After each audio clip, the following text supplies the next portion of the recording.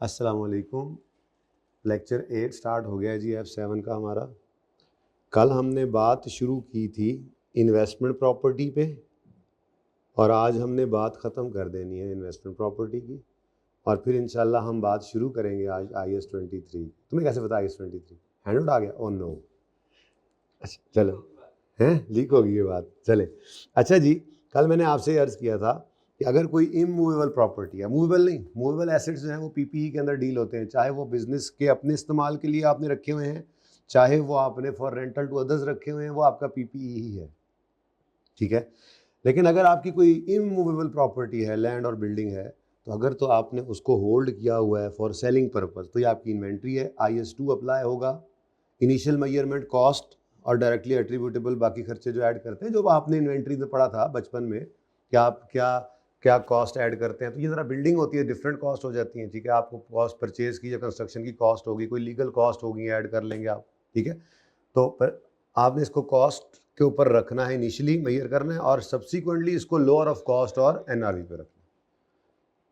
और अगर आपने यही प्रॉपर्टी अपने बिजनेस के यूज़ के लिए रखी हुई है, जैसे मिसाल के तौर पर मैंने कहा था, आप एक जो है वो रियल एस्टेट बिजनेस में आपने उस रियल एस्टेट बिजनेस के अंदर एक सोसाइटी बनाई है जिसमें डिफरेंट प्लॉट्स हैं। अब ये लैंड है जो आपने किस लिए रखा हुआ है, फॉर सेलिंग पर्पस, तो ये आपकी क्या है, इन्वेंट्री। मैंने मिसाल दी थी कि कभी किसी सोसाइटी दफ्तर जाओ ना, आप उन्हें कहोगे सर जी जो है वो हमने एक प्लॉट लेना है, तो कहेंगे ज़रा रुको हम ज़रा इन्वेंट्री चेक कर लें। तो कमरा खोल के इन्वेंट्री चेक करेंगे, अपनी वो नक्शे खोलेंगे, उसको देख लेंगे कौन कौन से बुक हो गए हैं प्लॉट्स, कौन कौन से अवेलेबल हैं फॉर सेल। लेकिन जिस दफ्तर में आप उनको जाके मिले हैं, उस रियल एस्टेट के बिजनेस का जो वो दफ्तर है, जो उसने हेड ऑफिस बनाया हुआ है, वो भी तो एक लैंड और बिल्डिंग है। अगर वो भी उनकी अपनी है तो फिर IS-16 का प्रॉपर्टी प्लांट इक्विपमेंट है, क्योंकि वो आपने होल्ड की हुई है अपने बिजनेस में यूज़ के लिए। अब अगर आपके पास कोई लैंड या बिल्डिंग है, ना तो आपने उसको सेलिंग पर्पज़ के लिए रखा हुआ है, ना ही आपने उसको अपने बिजनेस में इस्तेमाल के रखा, बल्कि आपने उसको इन दो में से किसी एक मकसद के लिए, दोनों के लिए रख लिया कि आप आज ले लेते हैं लैंड के, चलो यार 8-10 साल में कोई जो है वो प्राइस बढ़ेगी तो हम फ़ायदा हो जाएगा, कैपिटल एप्रिसिएशन। या आप कहते हैं यार पैसे फारिग पड़े हैं, चलो एक मकान किराए पे लेते हैं और उससे रेंट पे चढ़ा देते हैं, चलो मंथली खर्चे निकलते रहेंगे। या ये दोनों काम इकट्ठे भी हो सकते हैं, आपने लैंड खरीद के नहीं रखा बल्कि आपने लैंड खरीद के बिल्डिंग बना के रख लिया, या आपने लैंड बिल्डिंग इकट्ठा, यानी मकान ही बना हुआ था वही खरीद लिया, तो कैपिटल एप्रिसिएशन भी होती रहेगी और रेंटल्स भी आते रहेंगे। तो अगर आपकी मूवेबल प्रॉपर्टी का मकसद है कैपिटल एप्रिसिएशन या रेंटल या दोनों, तो ऐसी सूरत के अंदर आपकी ये इन्वेस्टमेंट प्रॉपर्टी क्लासीफाई करेंगे आप IS-40 के तहत। ये क्या है, आपकी प्रॉपर्टी क्या है, इन्वेस्टमेंट प्रॉपर्टी, और इसको डील करता है IAS-40। अब ये क्या कहता है, इसने भी यही बातें तीनों की थी। इनिशियल रिकग्निशन कब रिकॉर्ड करें, जब दो क्राइटेरिया मीट कर जाए, फ्यूचर बेनिफिट्स प्रॉबल हो, कॉस्ट लायबिलिटी मेजरेबल हो।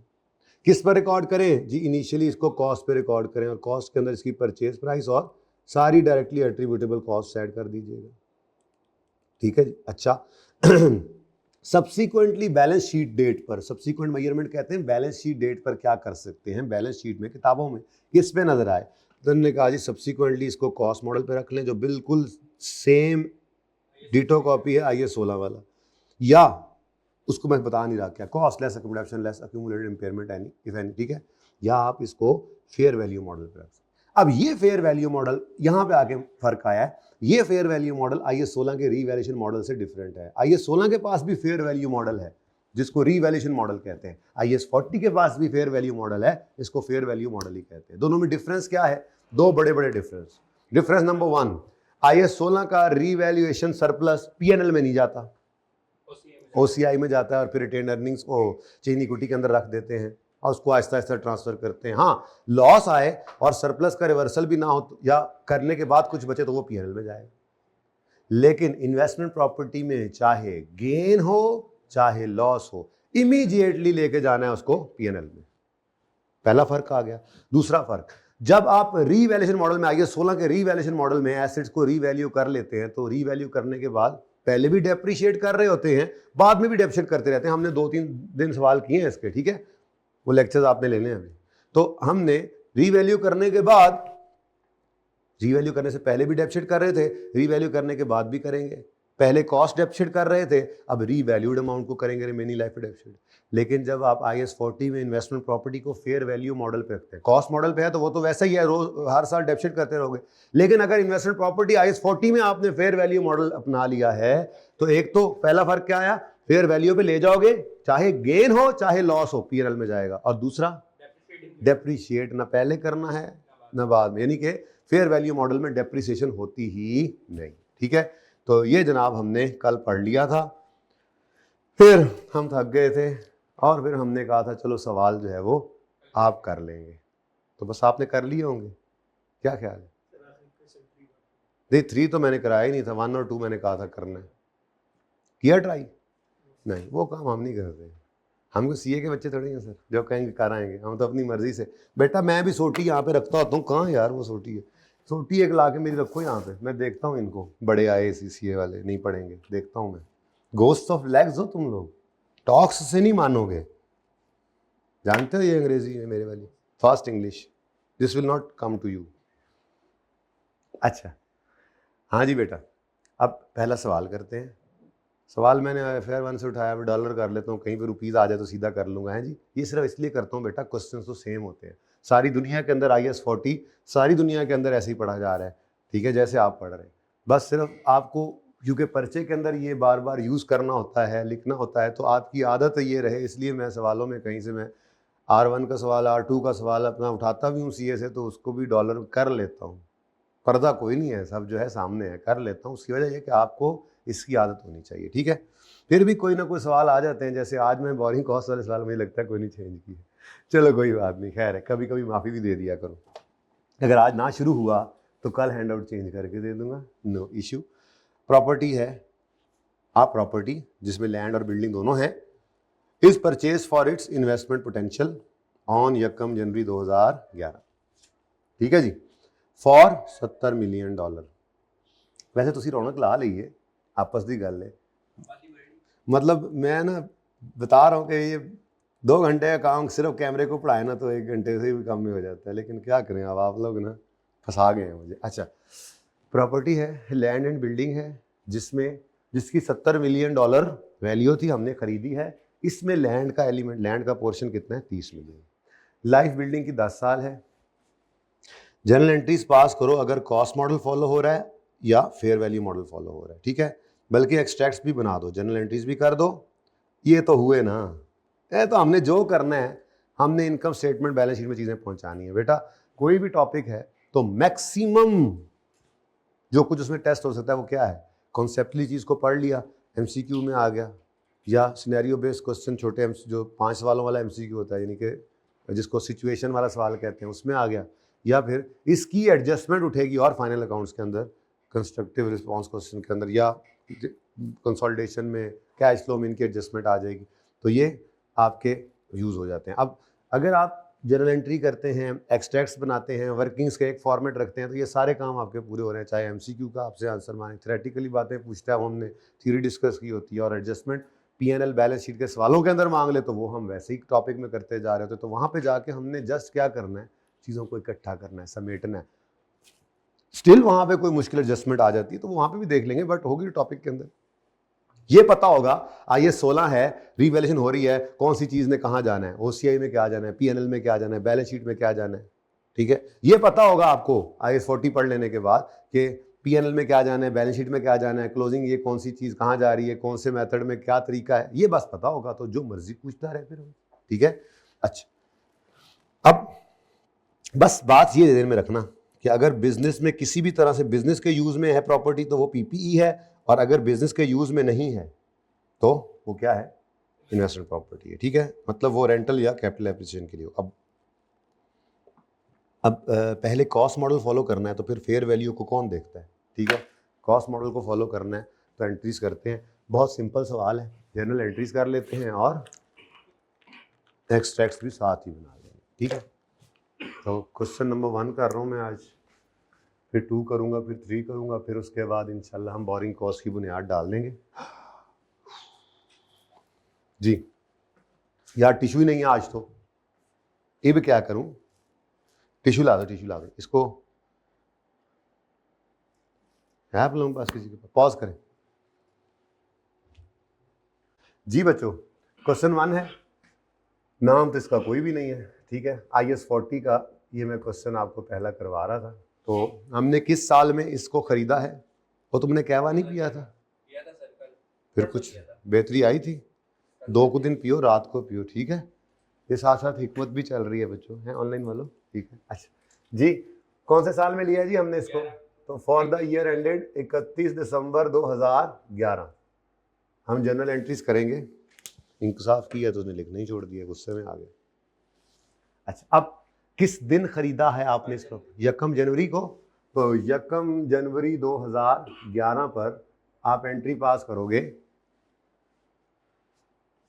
पढ़ो करो, कोई बात नहीं, जिंदगी में पहली एंट्री है, क्या हुआ? गलत बोल दोगे तो क्या हो गया? यहाँ पे फेल है, MCQ है, पेपर वाला टिक कर देना है। तो फिर बिल्डिंग डेबिट नहीं, बिल्डिंग तो प्रॉपर्टी प्लांट इक्विपमेंट होता। बस फर्क इतना सा है, ये इन्वेस्टमेंट प्रॉपर्टी है, क्योंकि उसे सवाल में लिखा हुआ है इन्वेस्टमेंट पोटेंशियल के लिए ये प्रॉपर्टी खरीदी है।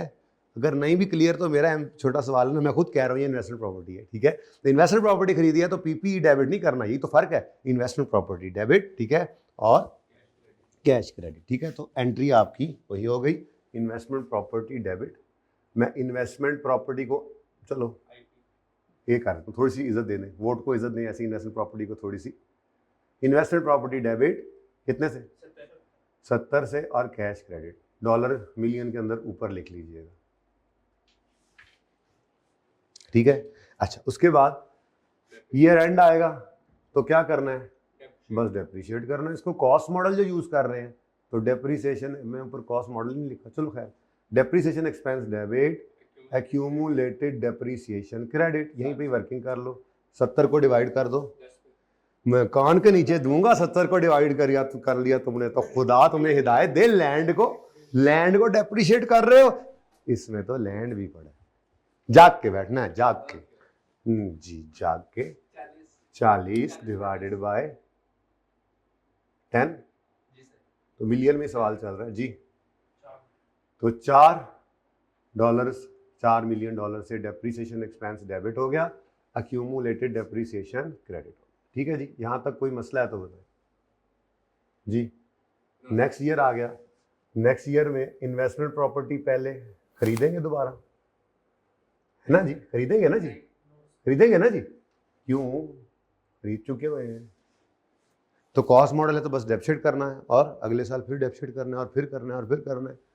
तो ये तो ऐसे ही है जैसे पहली क्लास में आपको पढ़ाया जाता है IS16 शुरू में, तो एसेट खरीदो डेप्रिशिएट करो, ये तो वही हो गया। 31 दिसंबर 2012 पर डेप्रिसिएशन एक्सपेंस डेबिट और एक्यूमुलेटेड डेप्रिसिएशन क्रेडिट।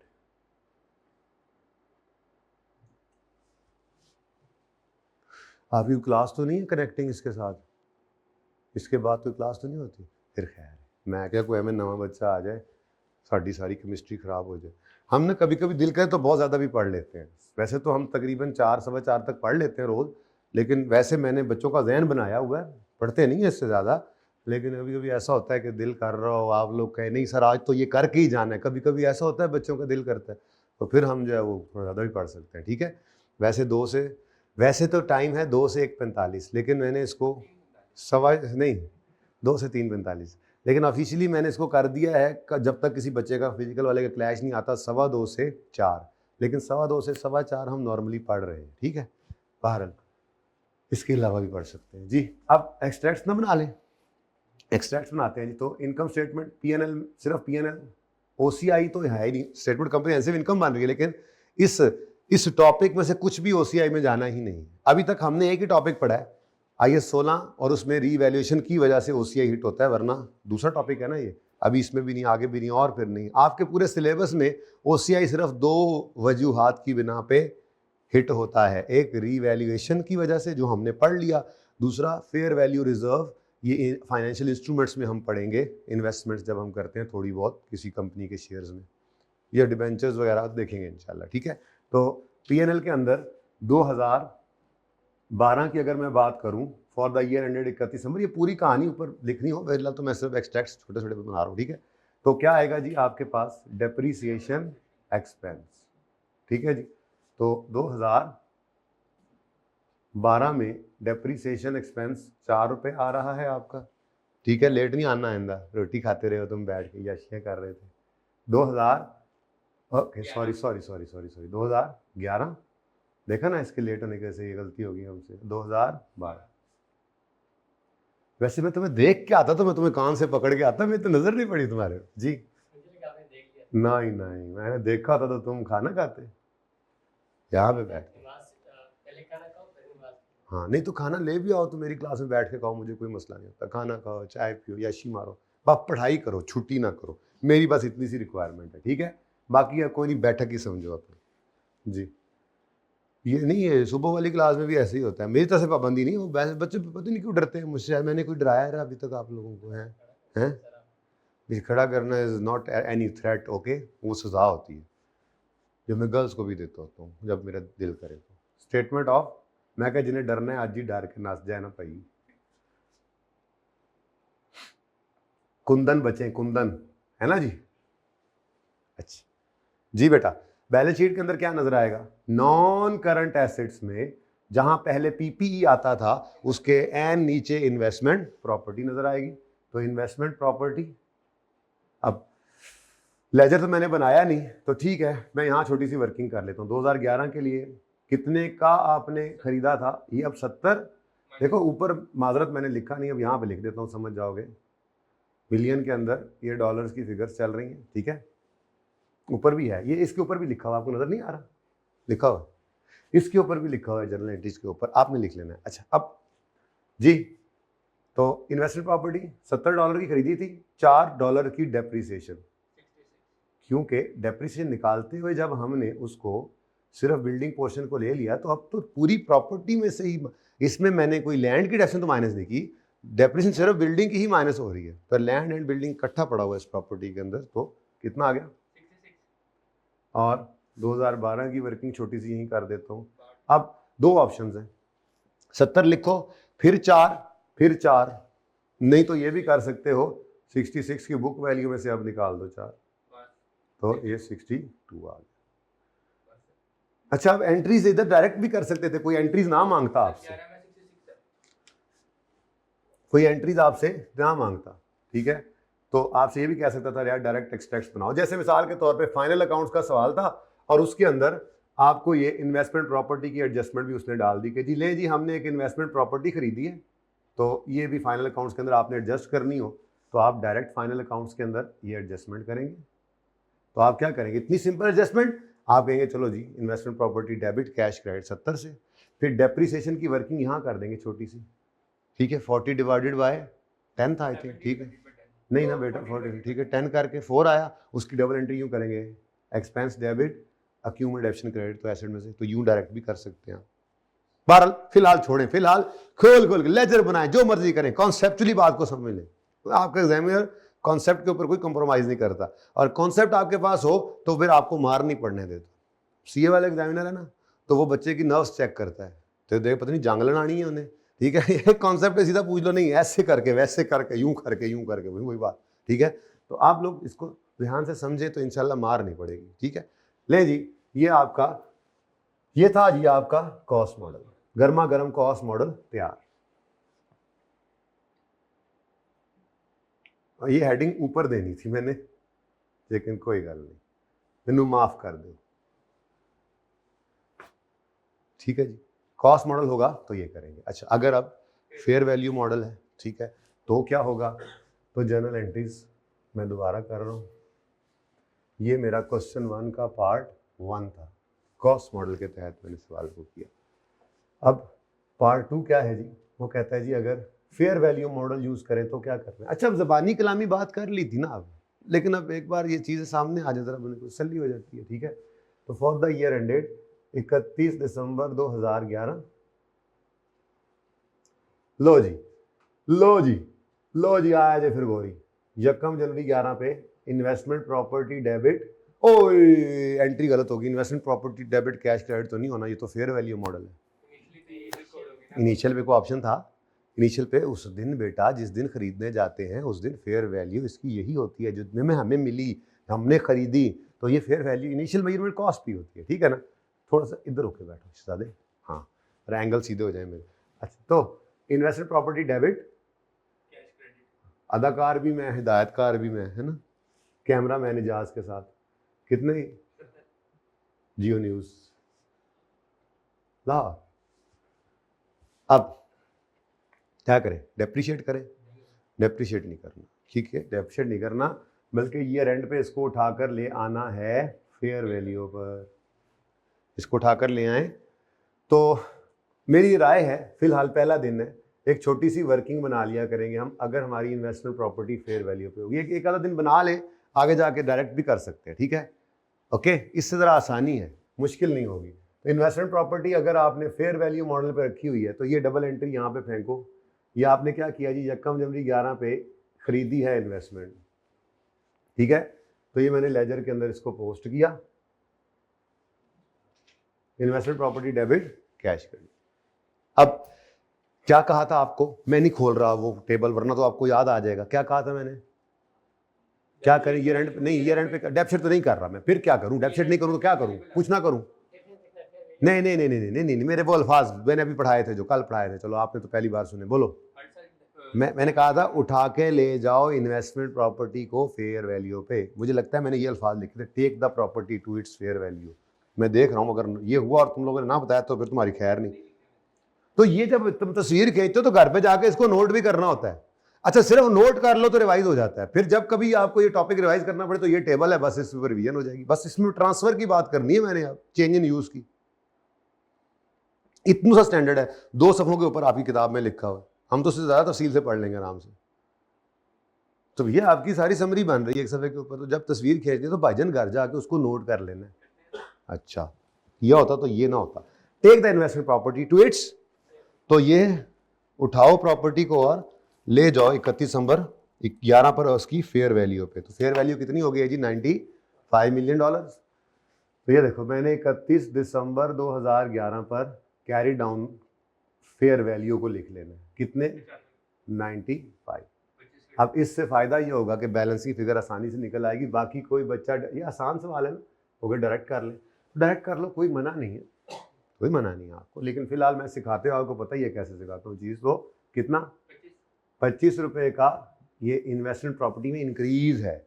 अच्छा, अब इस एंट्री को ऐसे पढ़ो, इन्वेस्टमेंट प्रॉपर्टी का अकाउंट क्या हो रहा है, डेबिट, और ये जो भी है चाहे गेन है चाहे लॉस है, इसको कहाँ क्रेडिट करना है हमने, ये बैलेंसिंग फिगर मैंने निकाली ये पीएनएल में, थैंक यू, ठीक है। अब आराम से देख लो, अगर इन्वेस्टमेंट प्रॉपर्टी बढ़ रही है तो ये तो एसेट है, एसेट का बढ़ना खुशी की बात है, गम की बात है, खुशी की बात है, तो ये एक तो गेन है, वैसे भी समझ आती है एंट्री पढ़ो लेजर को देख के, तो इन्वेस्टमेंट प्रॉपर्टी का account debit, PNL credit,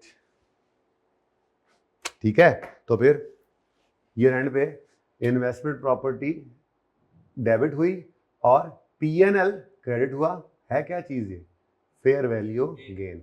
even यहां पर भी मुझे जरूरत नहीं है ये फेयर वैल्यू गेन लिखने की ब्रैकेट में, जनरल एंट्री अगर वो मांगे तो, लेकिन पता होना चाहिए ना, क्योंकि वो तो एमसीक्यू में यूं पूछेगा कि what amount shall be taken to PNL for the year 31 December 11, तो फिर अमाउंट जो जाएगी वो पॉजिटिव यानी गेन है या लॉस है पता होना चाहिए, ठीक है।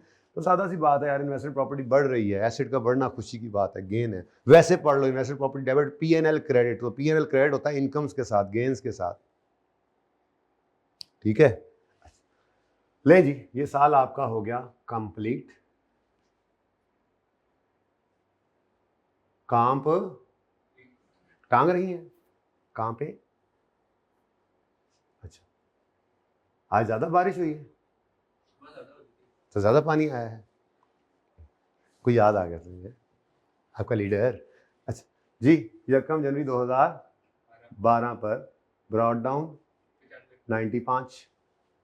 अच्छा, अब अगला साल आया, फेयर वैल्यू मॉडल है, तो आपने डेप्रिशिएट तो वैसे नहीं करना होता, हर साल इसको उठाकर फेयर वैल्यू भी ले जाना है ना, तो बोलो, तो थोड़ा सा इसको तमीज़ के दायरे में लाएं, पहले थोड़ी सी थां बनाएं, थां समझते हैं, थां, एसएससी वालों को क्या पता, अंग्रेजी बच्चे हैं जी, कहते होने कितने फंस गया है ना, इस मुसीबत से पाला पड़ गया, पंजाबी में हमें एसीसीए करा रहा है यूके की डिग्री, हम ठीक है, साथ साथ भी सीखना है ना आपने, दोबारा खरीदने की एंट्री तो नहीं करेंगे जी, ठीक है। ईयर एंड पे इसको फिर ले जाना है फेयर वैल्यू पे। अब ज़बानी करो, कोई मसला नहीं है। पश्तो मुझे आती नहीं है भाई, वरना पश्तो भी सिखाता, ठीक है। अच्छा, ये मत कहना सिखा देंगे। 10 साल हो गए मुझे KPK के बच्चों को पढ़ाते हुए, कितने ही बच्चों को मैंने अकाउंटिंग सिखाई, किसी ने मुझे आज तक पश्तो नहीं सिखाई। मत करना, ये मेरे जख्म जो है ना। अच्छा जी, तो अब इन्वेस्टमेंट प्रॉपर्टी का तरीका मैंने कहा क्या, फेयर वैल्यू हो तो लेजर बना लो, लेजर के अंदर क्लोजिंग डेट के ऊपर आप फेयर वैल्यू लिख लो। अब फेयर वैल्यू सवाल में कह रहा है जी 65 पे चली गई है 31 दिसंबर 12 पे, ठीक है।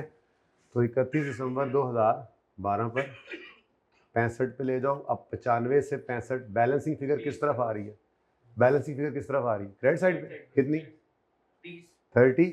अब बस आंखें बंद करके इसको PNL में फेंक दो, बाद में सोच लेता है ये क्या है, क्योंकि चाहे बढ़ना है चाहे कम होना है, ये फेयर वैल्यू का गेन या लॉस है, ये फेयर वैल्यू का चेंज है, PNL के अंदर फेंकना है। IS 40 ये कहता है, OCI वाला तो चक्कर ही कोई नहीं है, ठीक है। अब इन्वेस्टमेंट प्रॉपर्टी कम हो रही है तो ये तो बड़े दुख की बात है, ठीक है। हमारा एसेट क्या हो रहा है, कम, तो एसेट कम होना दुख की बात है, गम की बात है, तो ये तो लॉस है। ऐसे नहीं तो वैसे देख लो, इन्वेस्टमेंट प्रॉपर्टी का लेजर क्या हो रहा है, क्रेडिट। इसके अगेंस्ट PNL क्या हो रहा है, डेबिट। तो PNL डेबिट होता है लॉसेस के साथ, एक्सपेंसेस के साथ, तो ऐसे लिख लें बेशक। तो 31 दिसंबर 2012 आया और आपको PNL को डेबिट कर लेना है। अब की बार आपका फेयर वैल्यू लॉस आया है, तो फेयर वैल्यू लॉस PNL में 30 से डेबिट करके आपने अपनी इन्वेस्टमेंट प्रॉपर्टी को दुखे दिल के साथ क्रेडिट करके कम कर लिया है। तो एक छोटी सी वर्किंग मैंने की है, उस वर्किंग में मैंने ये फिगर निकाली है, ठीक है जी। वर्किंग 1 ऐसे ही यहाँ पे मैं रेफर कर रहा हूँ, ठीक है जी। ये डायरेक्ट नहीं निकाली, आप डायरेक्ट भी निकाल सकते थे, मना कोई नहीं है आपको, ये तो बस बिल्कुल क्रिस्टल क्लियर हो जाए चीज़, मैं इसलिए ज़रा खोल के बयान कर देता हूँ, पिक्चर आपके सामने हो। फिर भाई कह रहे हैं मैंने जाके पता नहीं किस पे ट्राई किया था, हब पे, ACCA का हब है, कहते मैंने उस पर सवाल ट्राई किए, मैंने कहा सारे हो गए, कहते एक नहीं हुआ। मैंने कहा क्यों, एक क्यों नहीं हुआ, क्यों मसला था, कहते नहीं उस पर मैं थक गया था। तो थक बड़ी जल्दी जाते हैं आप लोग, तो सारे सवाल करने 3 घंटे में कितने सवाल किए थे तुमने, IS 16 के 10-12 सवाल किए थे सिर्फ 3 घंटे में, यानी कि 3 घंटे में तुमने तो कुछ ना किया। फिर क्या करते रहते साथ, दूसरी टैब में क्या खोला हुआ था, मैं नेटफ्लिक्स भी चल रहा था साथ, पता नहीं क्या चल रहा। ना किया करो ऐसे, ना किया करो, अपने अम्मा पापा के पैसों के साथ ज्यादती नहीं करनी। बहरहाल तो जितने सवाल तुमने किए सारे हो गए, रह कितने गए, चलो आज कर लेना फिर मुझे बताना। कोई नई चीज़ ढूंढ के लानी है तुमने, ये मैं चैलेंज नहीं कर रहा भाई, मैंने आपको पहले ही कहा है ऑडिट करना है आप लोगों ने, उससे मुझे फ़ायदा होना है। PNL के एक्सट्रैक्ट्स बनवा दो मुझे, ये एक्सट्रैक्ट्स हैं बेटा, एक्सट्रैक्ट्स का पता है आपको, ठीक है। इनको तो मैंने पहले दिन में थोड़ा सा रिवाइज करवाया था फाइनल अकाउंट्स, तो खैर आप वो लेक्चर्स लेंगे तो एक्सट्रैक्ट्स, रेलेवेंट एक्सट्रैक्ट्स बना रहे हैं, पूरा PNL बैलेंस शीट नहीं है, तो इस टॉपिक से रिलेटेड जो चीज़ PNL में जानी है, जो चीज़ बैलेंस शीट में जानी है, वो हम यहाँ पे लिख रहे होते हैं, ठीक है। 2012 2011 डॉलर्स मिलियन के अंदर, और बैलेंस शीट के एक्सट्रैक्ट्स भी बना लेंगे हम, ये एज ऑन बनती है।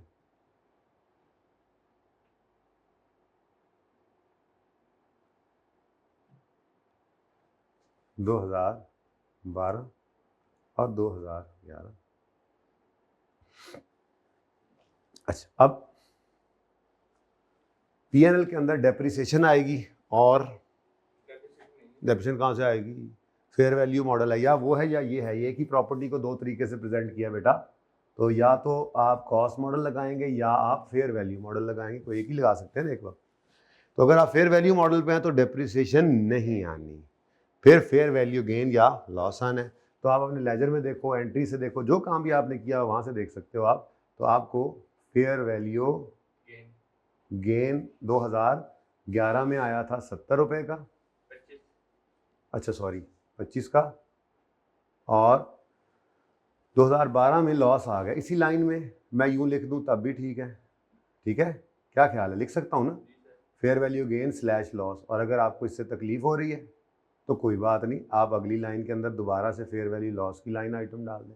वैसे होना अलग अलग चाहिए, चलो, क्योंकि गेन होगा तो अदर इनकम में जाएगा, और अगर फेयर वैल्यू लॉस होगा तो वो अदर एक्सपेंसेस में जाएगा, तो अलग ही रखो बेहतर। ठीक है जी। उसके बाद 2011 और 12 की बैलेंस शीट बना लेते हैं। ये भी रुपीज़ डॉलर्स इन मिलियन दोनों साल के लिए। तो SOFP में क्या नज़र आएगा जी आपको? इस सिचुएशन में क्या नज़र आ रहा है, क्या नज़र आएगा आपको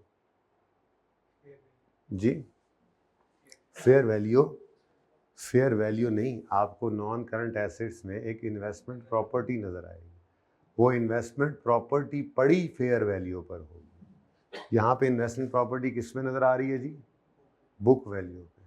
कॉस्ट लेस अक्यूमुलेटेड एप्शन less accumulated impairment loss if any. यहाँ पर इन्वेस्टमेंट प्रॉपर्टी आपको कहाँ पे नज़र आ रही है?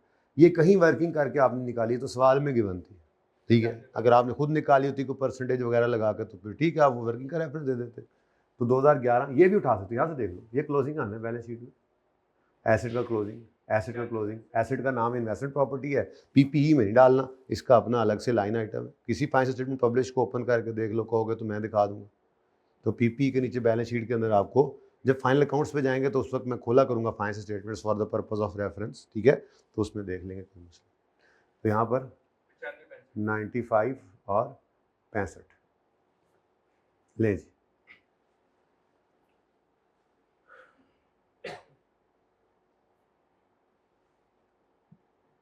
यहाँ तक कोई मसला है तो बताओ। ये आपका IS 40 खत्म हो गया। अब बस IS 40 में अगर आप के अंदर चेंज आ जाता है, चेंज इन यूज़ हो जाता है, तो आपका क्या ट्रीटमेंट हो, बस ये आपको अब समझाना बाकी है। तो अगर यहाँ तक कोई मसला है तो बता दें। ये हमने फेयर वैल्यू प्रोविजन किया ना, फेयर वैल्यू गेन।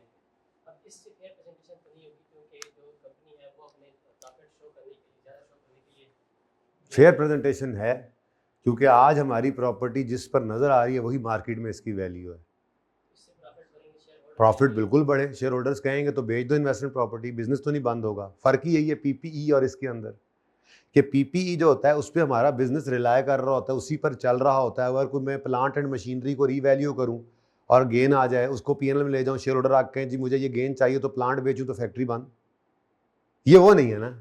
ये एक एक्स्ट्रा एडिशनल फारिग पैसे पड़े हुए थे, जिसके बारे में कह रहे हैं कि हमने ये पैसे इसलिए लगाए हैं, ये बिजनेस में यूज़ नहीं करना था, पैसे पड़े हैं, किस लिए प्लॉट ले लिया, कीमत बढ़ती रहेगी यार, कैपिटल ऑप्शन मिल जाए, या चलो कोई अदर इनकम कमाते हैं, रेंटल पे दे देते हैं।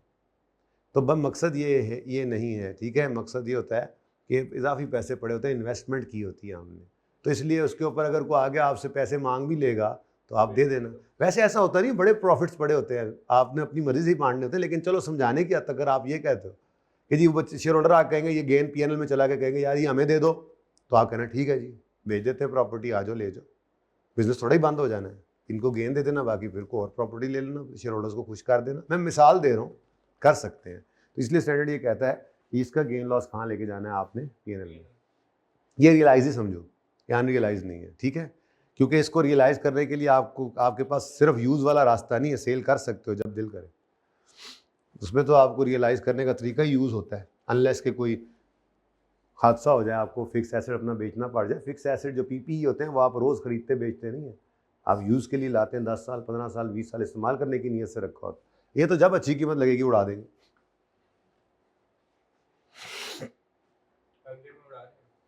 अगले सवाल में उड़ा रहे हैं भाई, कह रहे हैं, ठीक है। तीसरा सवाल आया, ये सवाल ओके है, कोई क्वेश्चन है तो पूछ लो। अगले साल में कहते हैं जी, अगले सवाल में अज्यूम करो प्रॉपर्टी क्वेश्चन 1 वाली 75 मिलियन की 30 जून 13 पे बिक गई। अच्छा अब दिल तो मेरा ये है, चलो कोशिश करते हैं, यहीं पे फिट करूं एंट्रीज को, ठीक है। अब मुझे बताओ, अगर मैं क्वेश्चन नंबर 2 कर रहा हूं, जनरल एंट्रीज मांगी है ना उन्होंने, तो कॉस्ट मॉडल की मैं यहां अलग कर लेता हूं। कॉस्ट मॉडल तो फॉर द ईयर एंडेड 31 दिसंबर 13 साल आया और 30 जून 13 पे हमने इसको बेच दिया। अब ये कॉस्ट मॉडल है तो 6 महीने पहले मजीद इसको डेप्शिट करेंगे, फिर वो जो बचपन से अब तक डिस्पोजल पढ़ते आए हैं, जो हमने रिवाइज किया ये 16 में, इसीलिए पहले वो करा के फिर ये कराया, ठीक है। तो हम क्या कर देंगे जी, जी पूरा साल होगा। क्यों पूरा साल क्यों होगा, जरा दसे मुझे। नहीं नहीं, किधर 12 है? ओके ओके क्या नहीं, क्या कही जा रहे हो, आर यू इन योर होश जी? आ जाओ मेरे चांद। Assume that property in question 1 is sold for 75 million on 30 जून 13। अब ये 11 में खरीदी थी, फिर 12 गुजर गया, अच्छा, और फिर 13 में आए, और 13 के अंदर हमने 30 जून पे इसको बेचा है, तो पहले 30 जून तक इसको डेप्रीशिएट करना पड़ेगा ना जी। तो depreciation expense debit, accumulated depreciation credit करेंगे आप। अब वही $40 मिलियन ने डेप्रीशिएट होना है 10 साल पे जिसको कर रहे थे, लेकिन इस साल सिर्फ 6 महीने, रुपए आ गए, ठीक है। अब इसको क्या कर दो, सेल कर दो। तो डिस्पोजल की एंट्री बेटा वही है जो आज तक आपने सीखी थी, एक्यूमुलेटेड डेप्रीसिएशन डेबिट करोगे, कैश डेबिट करोगे, और इन्वेस्टमेंट प्रॉपर्टी क्रेडिट करोगे। बेटा थोड़ा तेज लग रहा होगा, ये डिस्पोजल हमने रिवाइज कर लिया, क्या आता है, सही है ना। अच्छा अच्छा, अब इन्वेस्टमेंट प्रॉपर्टी में से क्रेडिट क्या करें, इन्वेस्टमेंट प्रॉपर्टी का क्या क्रेडिट होगा ऐसे इस अकाउंट में से, कॉस्ट या फेयर वैल्यू? क्यों बेटा, हमारा तो मॉडल ही कॉस्ट है, तो इन्वेस्टमेंट प्रॉपर्टी के अकाउंट में तो कॉस्ट ही पड़ी है, ठीक है, फेयर वैल्यू तो है ही नहीं, तो सिंपल डिस्पोजल कॉस्ट क्रेडिट कर दो। कॉस्ट कितनी थी जी, 70, कॉस्ट थी 70। उसके बाद अक्यूमुलेटेड एक्शन मैं यहाँ दोबारा निकाल देता हूँ, वैसे एंट्रीज में देखूँ तो 1 मिनट में पता लग जाएगा। 4 ते 4 8, 8 ते 2 10, मैनू 10, कितनी रेपिटेशन है आज तक, 10, मैनू 10, फिर 10, अच्छा चलो ना 10, लेकिन यहाँ पर डायरेक्ट निकालना चाहें, लेट से इसी साल में खड़े हैं, तो फिर क्या करेंगे बेटा, यहीं पे कर लो, 40 डिवाइड बाई 10, 1 साल की डेप्रिसिएशन इंटू 2.5 ईयर्स, तो ये कितनी बन गई, फिर वही 10, मैनू तू 10 मुंडिया, अच्छा 10, you mean to say 10, okay sorry, I was thinking you are saying 10, हाँ जी सही है। अच्छा, अब कैश कितना आया, 75, तो ये तो मुझे गेन चेन लग रहा है, तो पीएनएल के अंदर क्या ले जाओ, पीएनएल के अंदर क्या ले जाओ, गेन ऑन डिस्पोजल, कितना, 15 का, ये बैलेंसिंग निकाल लिया, ठीक है। अब मैं अगर मैं नए एक्सट्रैक्ट्स बनाने की मेरे पास जगह नहीं है, मैं अगर उसी एक्सट्रैक्ट्स के अंदर इसको फिट करूं, कोशिश करके कर लूं, 2000, ज़रा कंजूसी, बल्कि इसको किफ़ायत शारी कहना चाहिए, किफ़ायत शारी से काम करते हैं ताकि ये दोनों सवाल आपके सामने आ जाएं।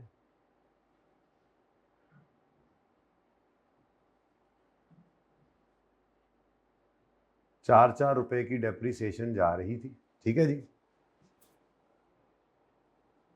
कितना था जी पहले, 60 और 62, अच्छा जी। अब 2013 आया, तो 2013 के अंदर एक तो आपने इसको ₹2 से डेप्रीशिएट किया, और फिर आपने जब इसको बेचा तो आपको बेचने पर क्या आ गया, गेन ऑन डिस्पोजल, कितना, 15 रुपए का पॉजिटिव, ठीक है जी, ओके सही है। और 2013 के अंदर अब आपके पास कोई इन्वेस्टमेंट प्रॉपर्टी नहीं, ये एक ही थी और ये बिक गई, और काफ़ी सारी होती तो एक निकल जाती, बाकी रह जाती, ठीक है। इधर थोड़ी सी गुंजाइश वैसे ही मौजूद है, अल्हम्दुलिल्लाह। अच्छा जी, अब आते हैं हम अपने फेयर वैल्यू मॉडल पर। अगर हम फेयर वैल्यू मॉडल यूज़ कर रहे हैं, ज़रा ये गाने डाल दिए मैंने, लेकिन मैं चाह रहा था सारी पिक्चर आपके सामने हो, बस इसके बाद सिर्फ क्या रह जाना है, आपकी ट्रांसफ़र, यानी अगर आप यूज़ के अंदर चेंज लेकर आएँ, और वो भी इन्होंने सिर्फ दो ही आपके सिलेबस में सिर्फ दो का ही जिक्र हुआ है, इन्वेस्टमेंट प्रॉपर्टी से पीपी में आ जाए, पीपी से इन्वेस्टमेंट प्रॉपर्टी में चला जाए, this is as simple as this, ठीक है। चले, अब डिस्पोजल वैसे मैंने अगले सवाल में भी डाला हुआ है, लेकिन चलो यहाँ पे भी देख लेते हैं। अगर आप फेयर वैल्यू मॉडल यूज कर रहे हो और तीसरा साल आ जाए, यानी कि फॉर द ईयर एंडेड 31 दिसंबर 2013, तो डेप्रिशिएट करेंगे? नहीं, डेप्रिशिएशन तो ये करनी नहीं है। और फेयर वैल्यू गेन ये रेंट पे जाके निकालना था, सब्सिक्वेंट मेजरमेंट के वक्त निकालते हैं, तो वो भी 30 जून पे निकालने की जरूरत नहीं। सिंपल क्या करो, बस डिस्पोज कर दो। तो 30 जून 13 पर आपने डिस्पोजल की एंट्री करनी। सबसे पहले लिखेंगे अक्यूमुलेटेड डेप्रिसिएशन, वो तो होती ही नहीं है। चलो, तो फिर इसका मतलब सिंपली इन्वेस्टमेंट प्रॉपर्टी क्रेडिट करेंगे और कॉस्ट से कर लेंगे, कॉस्ट से। ठीक है, कॉस्ट से। कॉस्ट कहाँ से आई? कॉस्ट तो है ही नहीं, ये तो इन्वेस्टमेंट प्रॉपर्टी इस मॉडल के तहत चल रही होती है फेयर वैल्यू। जब 13 का साल शुरू होना है तो ये 65 नहीं ओपनिंग बनना है, 70 पता नहीं कहाँ गया, कितनी बार बदल गया। तो जब आप डिस्पोज करने लगोगे तो आपकी इन्वेस्टमेंट प्रॉपर्टी के अकाउंट में 65 पड़ा होगा, तो वही क्रेडिट करोगे। इसका मतलब इन्वेस्टमेंट प्रॉपर्टी में से क्रेडिट करेंगे हम फेयर वैल्यू जो पड़ी हुई है उस अकाउंट में, 65। अक्यूमुलेटेड ऑप्शन तो है नहीं, तो बस क्या आ जाएगा, कैश कितना आया, 75 का। तो 10 रुपये का आपको क्या आ गया, गेन। तो गेन ऑन डिस्पोजल तो वैसे ही बचपन से आपको पता है ये पीएनएल में ही जाया करता था, इसमें तो रियलाइज अनरियलाइज वाला चक्कर ही कोई नहीं ना। ठीक है, अब ये मामला है, तो इस साल के अंदर फिर सिर्फ क्या आएगा आपको, गेन ऑन डिस्पोजल कितना, 10 रुपये का। ठीक है जी, और उसके बाद इन्वेस्टमेंट प्रॉपर्टी तो बाहर नील हो गई। अच्छा, वैसे बाय द वे ऐसे ही मैं इस एसेट से रिलेटेड, क्योंकि मॉडल जब भी दो हैं तो आपको फर्क नहीं होना चाहिए ना दोनों में। जरा कैलकुलेटर उठाएं।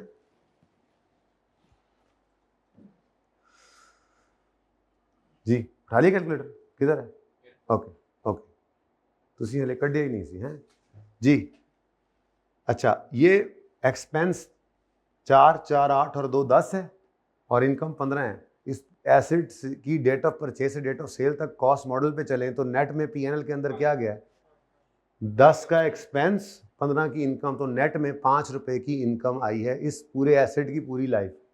ठीक है, चलो इस मॉडल पे आओ, तो 30 का एक्सपेंस है, 35 की इनकम है टोटल। तो इस एसेट की इस मॉडल में लाइफ, पूरी life, date of purchase date of sale तक नेट में क्या इनकम आई है, नेट में इसकी भी 5 है, 35 प्लस और 30 माइनस, यहाँ पे 10 प्लस 10 माइनस और 15, तो नेट के अंदर क्या है जी, 5 रुपये की इनकम है। तो मॉडल का फर्क ये टेम्परेरी डिफरेंस होता है।